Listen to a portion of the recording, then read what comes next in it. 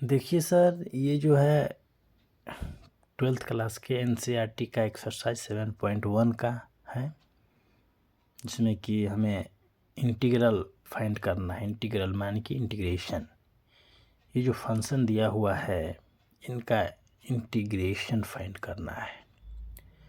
ये trigonometric function है और उसका हमें इंटीग्रेशन फाइंड आउट करना है।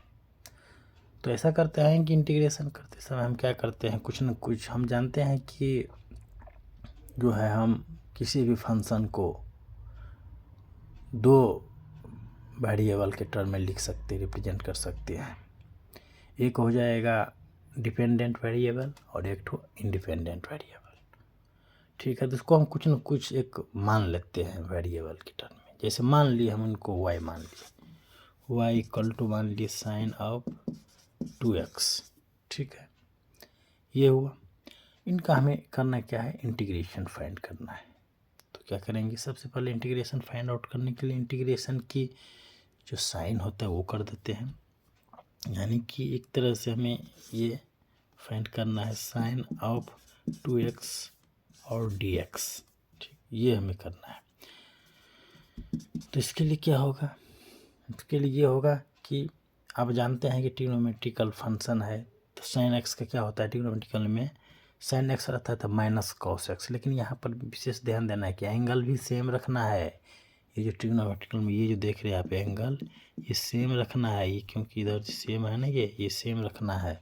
तो साइन एक्स का सबसे पहले माइनस कॉस में तो आ ही जाएगा, एंगल सेम रखते हुए 2x कर देंगे। ठीक, और हाँ एक चीज़ ध्यान रखेंगे कि जो एंगल में जो वेरिएबल जो कि हम बोलते हैं इंडिपेंडेंट वेरिएबल, इंडिपेंडेंट वेरिएबल में जिससे मल्टीप्लाई होता है, जिस भी कांस्टेंट से, उससे हम डिवाइड करते हैं। तो यहाँ पर 2 से मल्टीप्लाई है तो उससे हम क्या करेंगे, डिवाइड करेंगे। यानी कि इंटू 1/2, 2 से मल्टीप्लाई और एक कांस्टेंट ऑफ इंटीग्रेशन c कर देंगे। ठीक, तो यहाँ से आ गया।